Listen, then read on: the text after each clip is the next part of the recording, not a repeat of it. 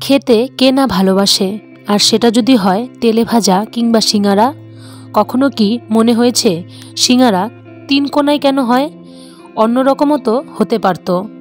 জানেন কি, যে সিঙ্গারাকে বাঙালি এত ভালোবাসে সেটি আসলে ছিল না একসময় বাঙালিদের খাবার? চলুন তবে জেনে নিই। আসলে এটি দক্ষিণ এশিয়ার একটি অত্যন্ত জনপ্রিয় খাবার।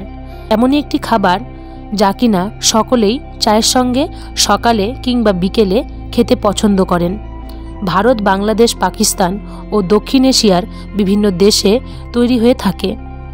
সিঙ্গারা বর্তমানে অলিতে গলিতে, গ্রামগঞ্জে, এমনকি বড় বড় রেস্টুরেন্ট সবেতেই জায়গা করে নিয়েছে।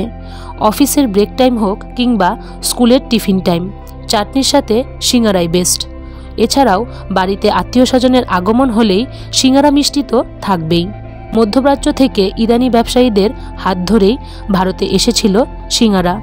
আবুল ফজল বৈহাগী তারিখে বৈহাগীতেও এর উল্লেখ পাওয়া যায়। এছাড়াও ইজিপ্টের পিরামিডের মতো দেখতে এই খাবার বহু যুগ আগে রাতে ইরানি ব্যবসায়ীরা মরুভূমিতে যাতায়াতের সময় খাওয়ার জন্য সাথে নিয়ে যেতেন। তবে বর্তমানের মতো তখন কিন্তু সিঙ্গারার ভেতরে আলুর ব্যবহার তারা করতো না। সে সময় সিঙ্গারার ভেতরে মাংসের পুর ছিল। এরপর পার্সিদের হাত ধরেই সেই পুরের পরিবর্তন ঘটে। আরও মশলা দিয়ে আলুর পুর ভরা শুরু করেন। পার্সি শব্দ তানবুশাক থেকে সামোসা, আর তারপর বাঙালি নাম দেয় সিঙ্গারা।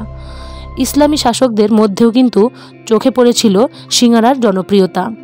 আমির খসরু দিল্লির অভিজাত মুসলিম সম্প্রদায়ের খাবারের জন্য যে তালিকাটি তৈরি করেছিলেন তাতেও এই সামোসার উল্লেখ ছিল। সেই সময় আলুর পুরের বদলে মাংস এবং পেঁয়াজের ব্যবহার করতেন। পাশাপাশি তেলের পরিবর্তে ঘিয়ে ভাজা হতো সেই সময়। এরপর ইবন বতুতা যে খাবারটির নাম করেছিলেন সেটি হলো সামসুন। মাংসের কিমার জায়গায় আখরোট, পেস্তা, বাদাম, পেঁয়াজ এমনকি মশলা ভালোভাবে পুর বানিয়ে ময়দার মধ্যে ঢেকে তা কড়া করে ভেজে এটি তৈরি করা হতো। বর্তমানে সিঙ্গারার সাথে পুরোপুরি মিল না থাকলেও কিছুটা মিল অবশ্যই রয়েছে, তা অস্বীকার করা যায় না। মুঘল সম্রাট আকবরের শাসনকালে রচিত আইনি আকবরীতে এই একই পদ্ধতিতে তৈরি হওয়া খাবারটির নাম ছিল সাংবুসা। তবে বোঝাই যাচ্ছে সিঙ্গারা কোনো মামুলি খাবার নয়। মধ্যপ্রাচ্যের সঙ্গে রয়েছে এর সম্পর্ক।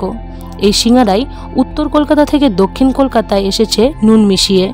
আপনি যদি কলকাতায় ঘোরেন তবে এখনও পাবেন মাংসের পুর ভরা সিঙ্গারা।